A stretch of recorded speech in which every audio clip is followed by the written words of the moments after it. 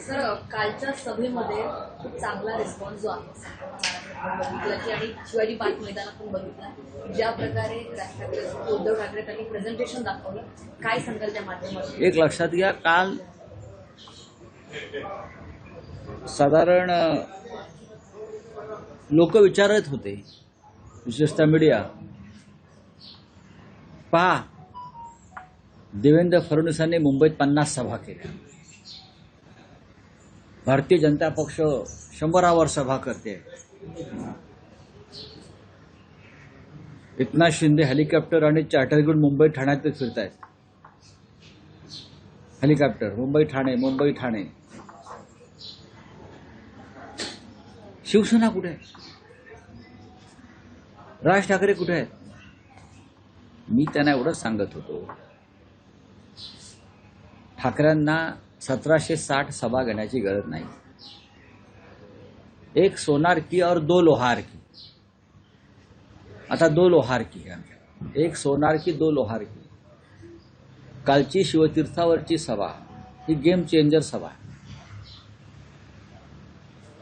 परिवर्तन करणारी सभा. शिवतीर्थ ओसंडून वाहत होतं आणि शिवसेना पक्षप्रमुख उद्धव ठाकरे आणि महाराष्ट्र नवनिर्माण सेनेचे प्रमुख राज ठाकरे यांचं भाषण, यांचा विचार हा फक्त शिवतीर्थावर जमलेल्या अलोट गर्दीनं ऐकला नाही, तर महाराष्ट्राच्या, देशाच्या कानाकोपऱ्यात जिथे जिथे मराठी बांधव आहेत ते काल त्या भाषणाकडे लक्ष देऊन होते आणि त्याने ते पाहिले. आपण जर आपल्या टीव्हीचे जे एक माहिती असते, इन्फॉर्मेशन असते, किती लोकांपर्यंत आपलं, किंवा हे युट्यूबर्स, म्हणजे तुफान कालचं भाषण हे महाराष्ट्रात आपला विचार कानाकोपऱ्यात गेला एका सभेनं. आज ठाण्यात सभा आहे आणि काल दोन्ही नेत्यांनी अक्षरशः तुफान निर्माण केलं. जे प्रेझेंटेशन राज ठाकरेंनी केलं अडाणी संदर्भात, ते आतापर्यंत देशाच्या इतिहासात कोणीच केलं नाही. दूध का दूध, पाणी का पाणी. महाराष्ट्रच नव्हे, मुंबईच नव्हे, तर देश एका उद्योगपतीच्या अंमलाखाली कसा आणला गेलाय. म्हणजे प्रधानमंत्री मोदी नसून अडाणी आहेत की काय, असा प्रश्न पडावा आम्हाला. सब संपत्ती सब भूमी गोपाल की होते एकेकाळी घोषणा, तसं सब भूमी गौतम अडाणी. काय चाललंय देशामध्ये? काल ते चित्र पाहून या देशाच्या जनतेलाही धक्का बसला असेल. शिवसेनेनं कायम उद्योगपतींना पाठिंबा दिलाय, कारण उद्योग वाढले तर नोकऱ्या वाढतील, हा बाळासाहेब ठाकरेंची एक भूमिका होती. मालक जगला तर कामगार जगेल, भांडवल आलं पाहिजे. आम्ही भांडवलदारांच्या विरोधामध्ये कधीच नव्हतो, कारण भांडवल, गुंतवणूक ही जेवढी एखाद्या राज्यामध्ये येईल तेवढा रोजगार वाढेल, राज्याची आर्थिक स्थिती सुधारेल, राज्याचा विकास होईल. पण भारतीय जनता पक्षानं जी वन विंडो सिस्टीम केली एका उद्योगपतीसाठी, त्याला आम्ही विकास किंवा उद्योग म्हणत नाही, तर त्याला आम्ही लूट म्हणतो. लूट. मुंबईचं विमानतळ हे मुंबई शहरातलं विमानतळ बाहेर काढतात, लक्षात घ्या. इतक्या मोठ्या शहराला यापुढे स्वतःचं विमानतळ नसेल, आंतरराष्ट्रीय दर्जाचं आहे नाही शहर, इतक्या मोठ्या मुंबई, महाराष्ट्राच्या राजधानीला स्वतःचं विमानतळ यापुढे नसेल. महाराष्ट्राला त्या दृष्टीनं कमजोर करण्यासाठी, मुंबईचं कम्युनिकेशन, दळणवळण तोडण्यासाठी हे विमानतळ नवी मुंबईला शिफ्ट करतात गरज नसताना. तुम्ही कल्पना करा, ही मुंबई राज्याची राजधानी, देशाची आर्थिक राजधानी आहे आणि त्या मुंबईला यापुढे विमानतळ नाही. हे काल राज ठाकरेंनी परखडपणे दाखवलं. सर, फक्त अंबानीचीच नव्हे तर आपण बघतोय की मकरंद नार्वेकर जे आहेत त्यांची संपत्ती पण 2017ला ती आता त्यांची जी आहे ते 124 कोटी रुपयांची झालेली आहे. अडाणी अंबानी पण श्रीमंत होतात, पण नेते पण श्रीमंत होतात. बघा, 120 कोटी 110 कोटी हे आता आकडे राहिलेले नाहीये नेत्यांच्या बाबतीमध्ये. विशेषतः भाजपच्या संबंधित जे नेते आहेत, मी त्यांचं म्हणतो खास करून, त्यांच्यासाठी फार लहान आकडे आहेत. 100 कोटी, 150 कोटी, 200 कोटी. भारतीय जनता पक्षाच्या साधा नगरसेवकाची एवढी संपत्ती आता आहेच. यांचे व्यवसाय काय आहेत, यांचे व्यवहार काय आहेत, याचा तपास आयकर विभाग, ईडी करणार आहे का? नाही करणार. आमच्या 10-12 लाखाचा तपास केला फक्त. पण एका वर्षाभरात किंवा काही काळामध्ये भाजपच्या एका पुढाऱ्याची 124% संपत्ती का वाढते आहे. 124 कोटी का काय? 124 कोटी. हां, ते त्यांच्यासाठी काही नाही आहे. काही लोकांचं फाईल क्लोज केली जाते कर्ज बुडवणाऱ्यांची. झाल्यात ना फाईल्स बंद झाल्यात ना फ्रॉडच्या, भाजपच्या लोकांच्या मुंबईतल्या. बोली ठाकरेंना अडाणी चालत नाही, पण चंगेज मुलतानी आणि जोरान ममतानी चालतोय. काल उद्धव ठाकरे आणि राज ठाकरेंनी अदानींवर हल्ला केलेला आहे. महापालिका निवडणुकीत ठाकरे विरुद्ध भाजप असं जे वॉर आहे, असं म्हटलं जातंय की 2 उद्योगपतींमध्येही वॉर, आणि हे वॉर आहे अंबानी आणि अदानींवर. ठाकरे कुटुंबाशी बाळासाहेबांपासून ठाकरे कुटुंबाचे अंबानींशी मैत्रीपूर्ण संबंध राहिलेले. आज जे वॉर म्हटलं जातंय त्यात ठाकरे कुटुंब हे अंबानी ग्रुपच्या मागे आहे, आणि हे जे वॉर आहे ते 2 उद्योगपतींमधलं असल्याचंही म्हटलं जातं. मी आधी जे काय म्हणालो ते तुम्ही समजून घेतलं नाही, आणि राज ठाकरे काय म्हणाले तेही तुम्ही समजून घेतलं नाही. एखाद्या उद्योगपतीनं मुंबई, महाराष्ट्रात, देशामध्ये उद्योग व्यापार करायला काहीच हरकत नाही. त्यांनी त्याचा व्यापाराचा विस्तार करायला हरकत नाही. पण ज्या पद्धतीनं मोदी आल्यानंतर अडाणींचा विस्तार झाला त्याच्यावरती प्रश्नचिन्ह निर्माण केलं. मुंबईतले आमचा संबंध मुंबईशी आहे, महाराष्ट्राशी आहे. म्हणजे लहान लहान भूखंडावर सुद्धा अडाणींनी आता खुंट्या ठोकल्यात. घाटकोपरला जिथे सगळ्यात मोठा अपघात झाला, ते होर्डिंग कोसळलं आणि 40 लोक ठार झाले, तो भूखंड सुद्धा अडाणीने घेतला. हो, ही 40 भूत रात्री येऊन गळा दाबतील अडाणीचा. म्हणजे काय आहे की नाही तो भूखंड, तिथे अडाणीच्या इमारती उभा राहता येतात. म्हणजे तुम्ही काय काय गिळताय, गिळाला मर्यादा असतात ना. या देशामध्ये रतन टाटा सुद्धा आहेत, टाटा उद्योग समूह आहे. या देशामध्ये अजित प्रेमजी आहेत.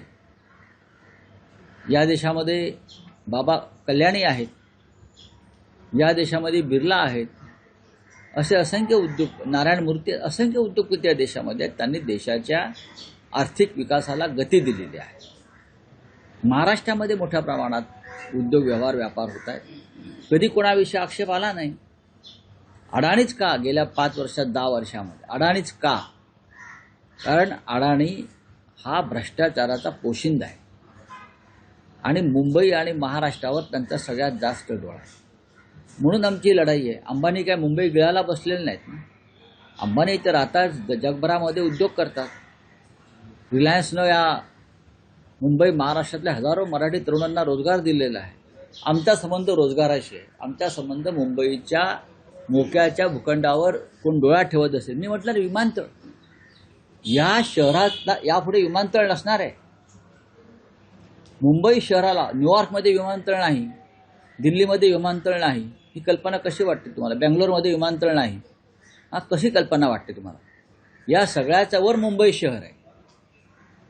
जे मोजक्या आंतरराष्ट्रीय शहरात त्याची गणना होते, त्या आंतरराष्ट्रीय शहरामध्ये छत्रपती शिवाजी आंतरराष्ट्रीय विमानतळ जे उभं केलं आहे, ते छत्रपती शिवाजी इंटरनॅशनल एअरपोर्ट हे नाव पुसलं जाणार आहे.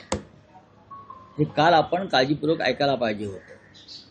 मुंबईला विमानतळ नाही, कुठे तुम्ही करालो, पण मुंबईत विमानतळ नाही, या शहरामध्ये विमानतळ नाही, एअरपोर्ट नाही. जोरान ममतानी चालतो, नितेश राणे ट्विट करून सांगतो. हो, चालतो ना ममतानी. ठाकरेंना अडाणी चालत नाही, नाही, चंगेज मुलतानी मग अडाणीची चाटत बसा. महाराष्ट्र आणि मुंबई लुटणाऱ्या अडाणीची चाटत बसा. तुम्ही चाटेच आहात सगळे. बघा, ममदानी हा न्यूयॉर्कचा मेयर आहे, त्याचा भारताशी काय संबंध आहे? त्याला न्यूयॉर्कच्या जनतेनं निवडून दिलेला आहे, आणि अमेरिकेत तुमच्या लाडक्या ट्रम्पचं राज्य आहे. अभ्यास करा आंतरराष्ट्रीय विषयाचा. आणि ममदानीची आई मीरा नायर, हे नाव त्याला माहिती आहे का विचारा. ममदानीची आई मीरा नायर हे नाव माहिती आहे का? नाही. तुम्हाला सर्वसमावेशक नेतृत्वाला तुम्ही जी नावं ठेवताय, भारताला सगळ्यात मोठा धोका भारताच्या लोकशाहीला अशा लोकांपासूनच आहे. ममतानी न्यूयॉर्कमध्ये जिंकून आला ना. भारतीय वंशाचा एक तरुण, तो कोणत्या जाती धर्माचा असेल, ज्याचं आईचं नाव मीरा नायर आहे, ते जगातली एक बेस्ट फिल्म प्रोड्युसर आणि डायरेक्टर. गुजरातचेच आहेत ना हे. त्यांचं मूळ गुजरातमध्ये आहे. हे माहिती आहे का त्यांना? काय माहिती आहे? यांचा अभ्यास आहे का? नाही. हे अर्धसंगी आहेत, ते पूर्णसंगी नाही आहेत. आणि अर्धवट डोक्याचे किंवा अर्धसंगी लोक असतात, हे जास्त डेंजर असतात. ज्या ठाण्यानं शिवसेनेला पहिला महापौर दिला, त्या ठाण्यात आज ठाकरे बंधूंची पहिली जाहीर आहे सभा ना. होते. मिशन किंवा टार्गेट कोण आहे? कारण गेल्या 15-20 वर्षातलं राजकारण बघितलं तर एकनाथ शिंदे यांचं वर्चस्व राहिलेलं आहे ठाण्यावर. माझ्या हातात असतं तर मी आजच्या सभेचं अध्यक्षस्थान गणेश नाईकांना दिलं असतं.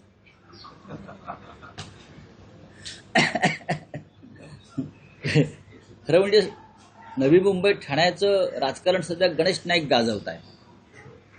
आणि गणेश नाईकचा प्रत्येक शब्द आणि शब्द तोलावा आणि मापावा अशा प्रकारे ते टाकताय. आत्ताच मी त्यांचं एक मुलाखत ऐकत होतो. गणेश नाईक काय चुकीचं सांगतायत? भ्रष्टाचार ज्या पद्धतीने या 2 शहरात केला गेला, गणेश नाईक म्हणतात मला तुरुंगात जावं लागेल ह्या लोकांना एक दिवस. खरं आहे ते. या लोकांना तुरुंगात जावंच लागेल. हे कोण सांगताय? तर फडणवीस यांच्या कॅबिनेटमधला भारतीय जनता पक्षाचा एक मंत्री सांगतो. कोणाविषयी सांगतोय? तर फडणवीस कॅबिनेटमध्ये जे डेप्युटी सीएम आहेत त्यांच्याविषयी सांगतो.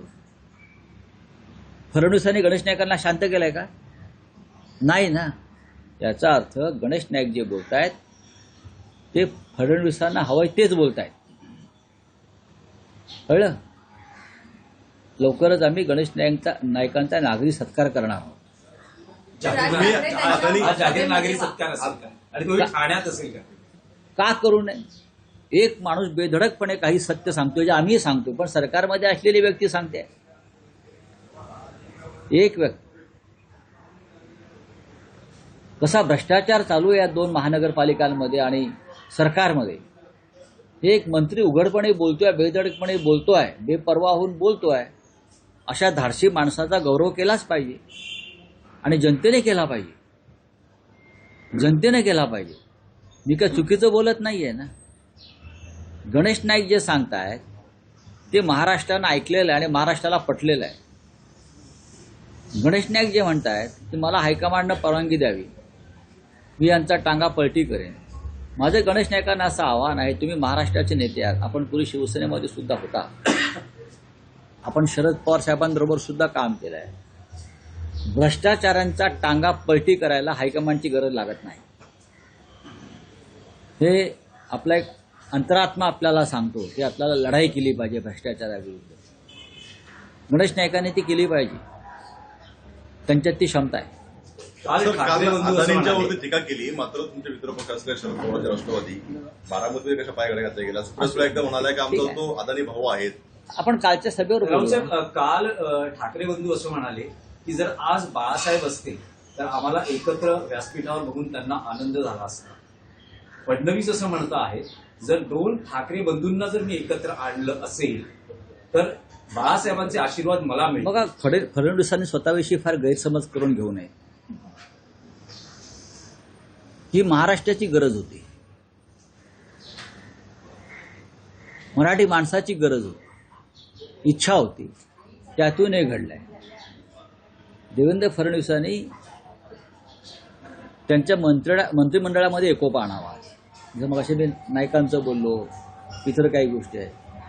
आमची चिंता अजिबात करू नये ठाकरेंची. ठाकरे समर्थ आहे. ठाकरेंनी कायम महाराष्ट्राला एक संदेश दिला मराठी माणसाला, भिवू नका, आम्ही तुमच्या पाठीशी आहोत. म्हणून काल इतका जनसागर उसळला. ती भाड्याची माणसं नव्हती आणि आम्हाला मतं विकत घ्यावी लागणार नाहीत. भाजपचा आजचा भाव आहे, ठरलेला आहे सेंट्रल ऑफिसचा महाराष्ट्रातल्या, जर शिंद्याने 10,000 रुपयाला मतं विकत घ्यायचा प्रयत्न केला तर तुम्ही 25,000चा भाव लावा. आणि अनेक ठिकाणी ती पाकिटं जायला लागलेली आहेत आणि अनेक ठिकाणी लोकांनी हे पैसे फेकलेले आहेत. तुम्हाला त्याचे व्हिडिओ लवकरच येतील. काल त्याच दोन्ही फडणवीसांनी पक्षातर्फे काय टीका केली आहे अजित पवारांवर. ते म्हणाले की अजित पवार ज्या घोषणा केल्या आहेत ते कोणीही काही करू शकतं. जर अजित पवार पुण्यात मेट्रो प्रवास मोफत करत असतील महिलांना, मी एअर ज्या सेवा आहेत त्या मोफत करेन, कोणी कशाही काल अजित पवारांनी एक घोषणा केली त्यांच्या जाहीरनाम्यात सुप्रिया सुळे यांच्याबरोबर. महापालिका जर त्यांच्या ताब्यात आली तर ते पुण्यात मेट्रो आणि बस सेवा मोफत करणार. हे कोण म्हणत आहे? Ajit Pawar, deputy CM. आणि त्याच्यावरती सीएमने टीका केली. माझं अजित पवारांना आव्हान आहे, आपण राज्याचे अर्थमंत्री आहात, फक्त पुण्यातच मोफत कशाला बस सेवा आणि मेट्रो? मुंबईत करा, ठाण्यात करा आणि त्या महापालिकांना तेवढा निधी द्या त्या संदर्भात. पुण्यामध्ये तुम्ही जर मोफत करणार असाल तर या महाराष्ट्रातल्या प्रत्येक शहरातल्या नागरिकांना तो अधिकार आहे बस सेवा मोफत घेण्याचा किंवा मेट्रो मोफत करण्याचा. फक्त पुण्यावर नको. माझं मुख्यमंत्र्यांना आव्हान आहे, अजित पवार थापा मारत असतील तर त्या थापेबाजीला आळा घाला. अजित पवार खोटं बोलत असतील, अजित पवार भारतीय जनता पक्षावर टीका करतायत तरी ते मंत्रिमंडळात आहेत. हा काय ठरवून चाललेली कुस्ती आहे का? कळेल आम्हाला नंतर. पण मोफत बस सेवा आणि मेट्रो सेवा जर पुण्यात करणार असाल तर मग मुंबईच्या जनतेचा अधिकार सुद्धा तो आहे मागण्याचा. मुंबई महानगरपालिकेचा, ठाणे महानगरपालिकेचा, कल्याण डोंबिवलीचा, सगळ्यांना द्या तुम्ही, अख्ख्या महाराष्ट्राला द्या.